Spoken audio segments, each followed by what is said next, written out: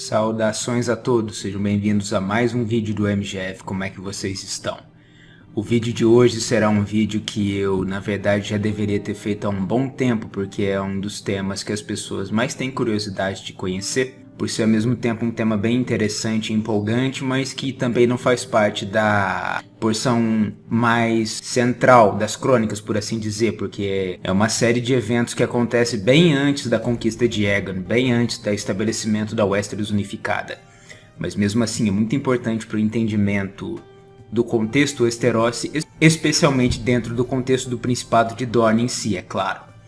Hoje nós vamos falar a respeito da lenda e da história dos 10.000 navios de Nymeria, de que forma eles abandonaram as suas terras ancestrais às margens do rio Rhoyne e como foi que eles acabaram vindo parar nos Sete Reinos após anos de uma longa e dura viagem pelos mares do sul do mundo conhecido. Esse vídeo não conterá spoilers de nada além dessa história em específico e talvez da história da fundação da Dorne unificada. Então, se você por acaso ainda não conhece essa história, eu recomendaria um pouco de cuidado, mas no geral não imagino que esses spoilers serão muito preocupantes para a maioria. E peço a todos também, como sempre, que curtam o vídeo, se inscrevam no canal caso ainda não sejam inscritos, compartilhem o material com os amigos e considerem os meios de contribuição direta com o canal, através do Pix, que é sempre a melhor opção por ser direto, do botão Valeu Demais ou do Clube de Membros. Também peço a todos que deem uma olhadinha aqui embaixo na descrição do vídeo nos links de produtos afiliados do canal da Amazon, pois comprando através de qualquer um deles vocês estão me ajudando sem custo adicional. Com os recados dados e fora do caminho, comecemos então a falar a respeito da saga e dos feitos da corajosa princesa Rhoynar Nymeria. A história da princesa Nymeria e dos 10.000 navios que levaram a si e ao seu povo para longe de suas terras originais, em busca de um recomeço de uma nova vida, é uma das mais importantes para o entendimento completo da realidade do extremo sul do continente de Westeros, a Península Dornesa, governada desde os tempos da chegada dos Rhoynares pela Casa Martell de Lança Solar. E além disso, é uma história que definitivamente merece ser contada e conhecida, de modo que é exatamente isso que faremos no vídeo de hoje. Tudo se iniciou no contexto da expansão valeriana pelo continente de Essos, quando os Senhores de Dragões da Cidade Franca eram uma força militar tida como absolutamente imparável, que passava por cima de tudo em seu caminho para assegurar a maior glória de sua civilização, e cada vez mais riquezas, escravos e posses para sua gente, em especial para as 40 grandes famílias que dominavam a política valeriana. Naquele tempo, o grande obstáculo à hegemonia valeriana na porção oeste de Essos era justamente a civilização Rhoynar, um conjunto de diversas cidades-estado poderosas e ricas, sofisticadas e opulentas, que se espalhavam pelos dois lados do grande rio Rhoyne, ao qual viam como sua maior divindade e que cultuavam como se fosse mesmo uma mãe, a Mãe Rio, a provedora maior de seu sustento e de sua riqueza. A civilização Rhoynar era, sob certos aspectos, o exato oposto dos valerianos. Enquanto os homens da Cidade Franca dominavam o fogo, os Rhoynares manipulavam as águas, possuindo, por exemplo, afamados magos das águas que teriam o poder de conclamar o fluxo dos rios da região para conjurar imensas ondas e punhos d'água com um poder devastador, que poderiam até mesmo fazer frente aos dragões valerianos. Ou assim os Rhoynares esperavam, e esse anseio seria em breve posto à prova. As sucessivas guerras entre Valyria e os Rhoynares correram muito mal para estes, na realidade, e os valerianos alcançaram sucessivas vitórias, como haviam feito anteriormente com sua luta contra outra grande civilização próxima que era uma ameaça aos seus interesses, o velho Império Giscari, que fora completamente subjugado. A última das guerras nessa série histórica foi a Segunda Guerra das Especiarias, o conflito derradeiro entre a Cidade Franca e sua colônia Volantes, que se encontrava na desembocadura do Grande Rio e, portanto, tinha claros interesses nessa porção do mundo, e uma coalizão final de cidades Rhoynares liderada pelo grande herói de sua civilização, o Príncipe Garen, o Grande, da cidade de Chroyen, a cidade do festival. A esmagadora força de mais de 300.000 soldados que Garen levou a campo não foi páreo para a força de dragões enviada contra eles no final, no entanto. E ao fim desta guerra, a situação para a civilização Rhoynar se tornou irremediavelmente perdida. Valyria havia triunfado, e não havia mais nada que os filhos da Mãe Rio pudessem fazer a esse respeito. Nesse sentido, uma outra líder política entre o povo do Rhoyne, que viveu cerca de 1 milênio antes dos eventos das crônicas, enxergando que seu tempo se aproximava do fim e que apenas uma medida drástica salvaria a si mesmo e ao seu povo, decidiu que era chegada a hora de se mover. a princesa Niméria, a governante da cidade de Nyissar, que desde antes do início da malfadada campanha de Garen contra os Valyrianos, havia sido a única voz dissonante na Assembleia de Príncipes que deram origem à coalizão, advertindo a todos os outros príncipes que eles não teriam a menor chance de triunfar contra aquele inimigo, e que combatê-lo frontalmente daquela forma era suicídio. Mesmo assim, ninguém lhe deu ouvidos, e os outros príncipes das outras cidades se juntaram avidamente à coalizão, com a própria Niméria sendo forçada a contragosto a também participar daquela força combinada, por pressão de seus próprios guerreiros, que se encontravam ansiosos por participar daquele esforço final de resistência. Quando a notícia sobre a derrota de Garen chegou a Nyissar, no entanto, Niméria viu que afinal tinha razão, mesmo apesar dos sucessos iniciais do príncipe na guerra. Ela sabia também que sua cidade não seria poupada do mesmo destino de Choriane, mesmo que ela tivesse tentado intervir para impedir os planos de resistência, e dessa forma, ela precisava executar alguma espécie de plano para salvar sua gente, pois toda e qualquer esperança de resistência já havia sido desmantelada. A resposta da corajosa e esperta princesa a essa derrota cachapante do grande herói foi reunir todos os navios que ainda estivessem em condições de flutuar no Rhoyne em que pudesse por suas mãos, embarcar todos os membros ainda sobreviventes de seu povo neles, em especial mulheres, crianças e velhos, pois muitos de seus homens jovens haviam lutado e morrido ao lado de Garen, para então se pôr a caminho, embora ela não soubesse a princípio para onde. A verdade é que a primeira coisa que teriam que fazer era se colocar o mais distante possível de sua Nyissar natal, colocando o máximo de quilômetros entre si mesmos e os perseguidores valyrianos, e depois que estivessem em relativa segurança, encontrariam um novo local para chamar de lar, distante dos ditames da Cidade Franca. Enquanto a famosa lenda que canta os feitos da princesa Rhoynar fala em um número de 10.000 navios liderados por ela, de acordo com o estudioso Beldecar, autor do livro História das Guerras Rhoynares, esse número provavelmente foi muito inflado pela tradição, talvez em uma proporção de 10 vezes, sugerindo que o número de navios que a princesa comandava pudesse ser tão baixo quanto 1.000, ou mesmo menos, até porque precisamos considerar o fato de que, comandando apenas os remanescentes de uma guerra de extermínio total entre civilizações, Niméria não teria conseguido encontrar muitos navios ainda em condições de navegar para reunir sua frota, e precisaria se contentar em fazer o melhor possível com o que tinha em mãos e ainda flutuava. Seria bastante improvável que 10.000 embarcações em condições de velejar ainda pudessem ser encontradas intactas em um contexto assim, de modo que a consideração de Beldecar parece fazer total sentido. De todo modo, uma contagem do número de navios da frota ou do número de pessoas a bordo dela jamais foi feita, embora Mestre Yandel concorde que eram de fato muitos, sendo principalmente esquifes de rio, balsas, galés comerciais, jangadas, navios de pesca e até mesmo barcaças de prazer, repletos até as tampas com os sobreviventes da cidade de Niméria, além de presumivelmente outros Rhoynares sobreviventes das guerras que estivessem próximos o bastante para tentar se salvar também. Beldecar nos diz ainda em seu livro que as condições dos navios em questão eram lamentáveis e que apenas 1 em cada 10 deles se encontrava realmente em condições de navegar pelas águas bravas dos mares, que Niméria e os seus teriam obrigatoriamente que enfrentar se quisessem mesmo escapar do alcance valyriano, e por isso mesmo era de se esperar que nem todos fossem chegar ao seu destino final, fosse onde fosse, e mortes por naufrágios e afogamentos poderiam ser esperadas.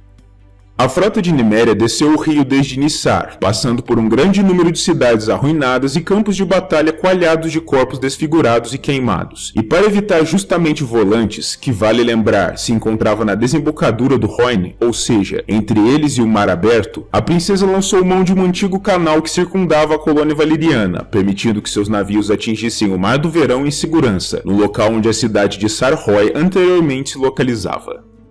A viagem que se seguiu então foi descrita como terrível e longa, com 100 de seus navios naufragando já durante a primeira tempestade que encontraram pelo caminho, enquanto um número ainda maior simplesmente deu meia volta, pois suas tripulações tiveram medo de continuar e ter o mesmo destino. Mas sua sorte no fim não foi melhor do que a dos naufragados. Eles foram interceptados e capturados por navios de negociantes de escravos oriundos da própria Volantes e passaram o resto de seus dias a ferros.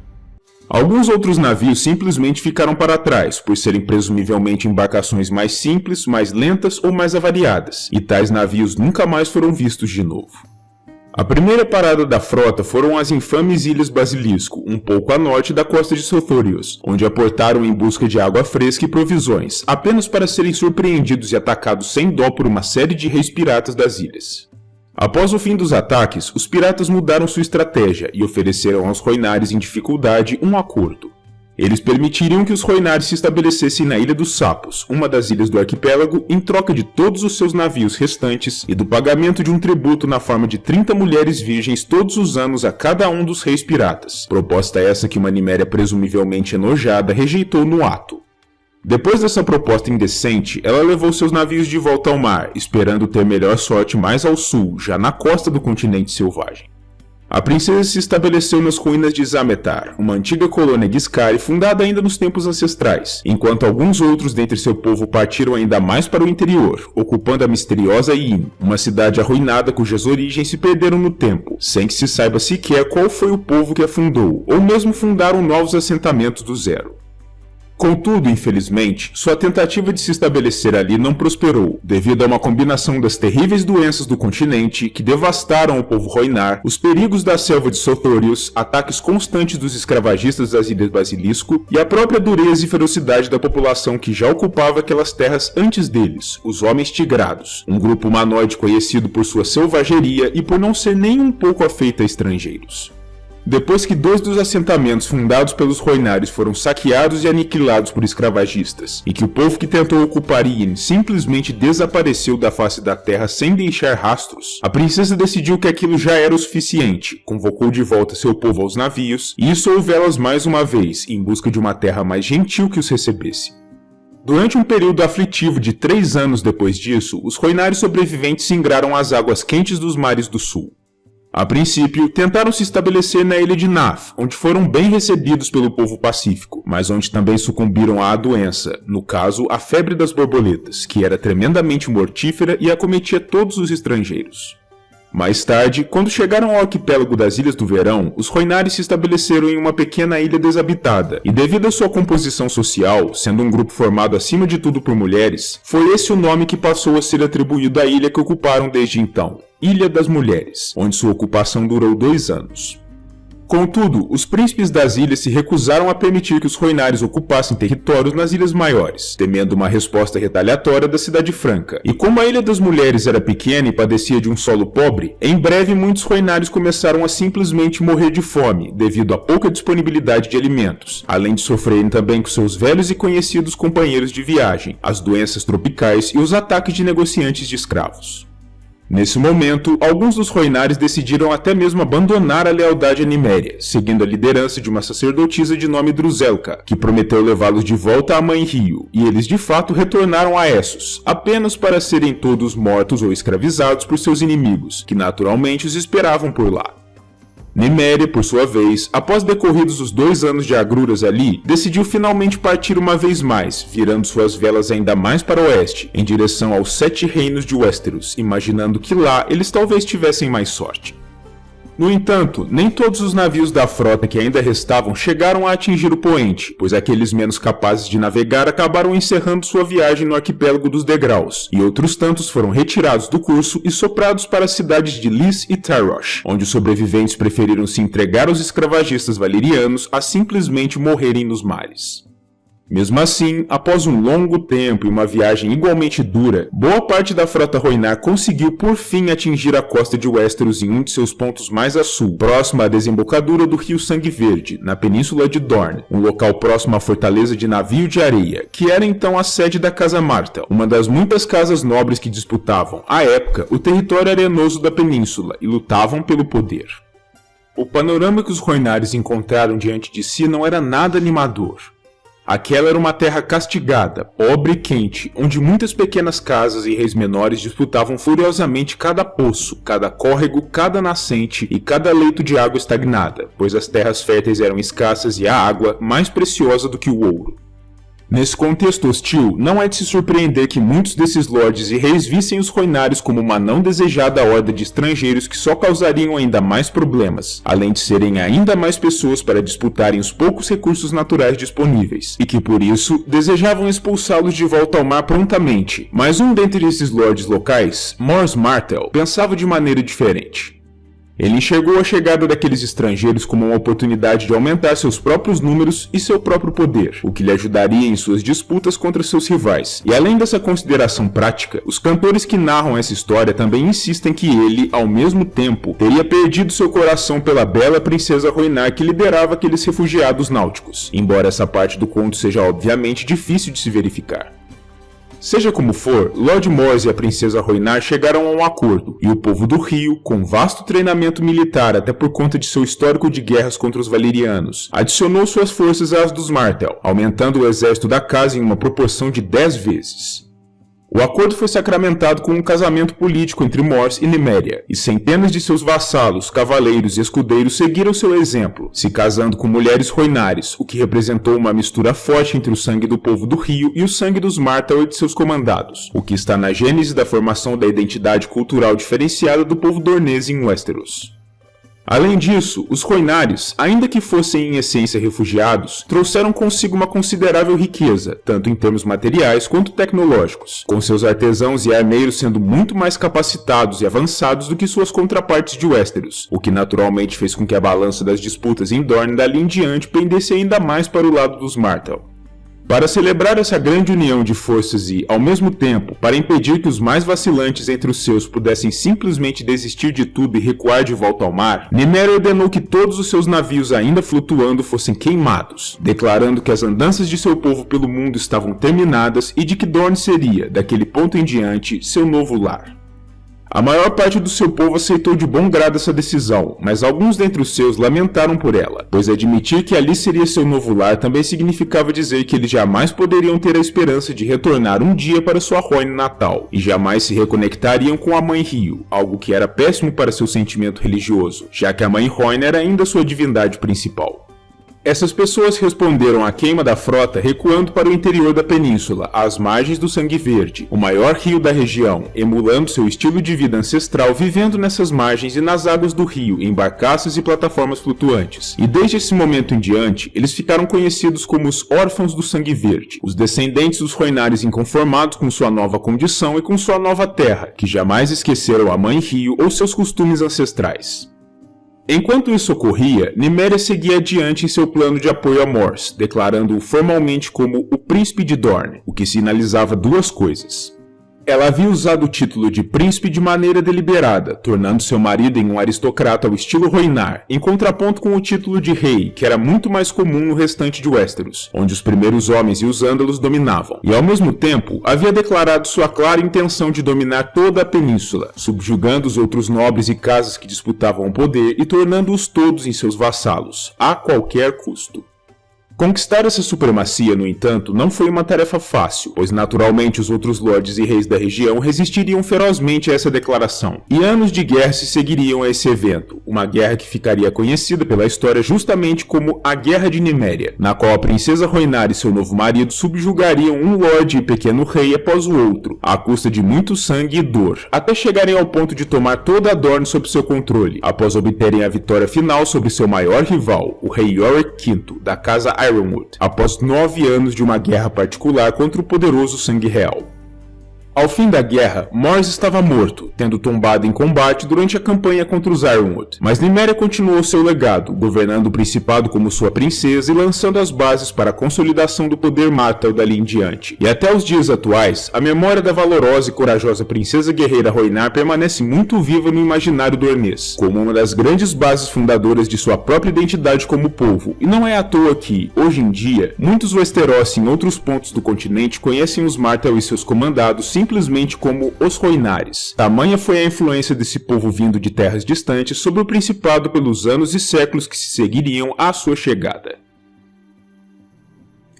Pois aí está, essa é a história e um pouco da lenda por trás do deslocamento de Nymeria e de seus supostos 10.000 navios com seu povo, desde sua Nissar natal às margens do Rhoyne, até sua chegada em Dorne, onde eles influenciaram de forma profunda o desenvolvimento da história do Principado. E influenciaram de certo modo toda a história do sul do continente de Westeros, pois Dorne e a Casa Martell são muito relevantes para a história desde aqueles tempos até agora, como todos devem saber bem.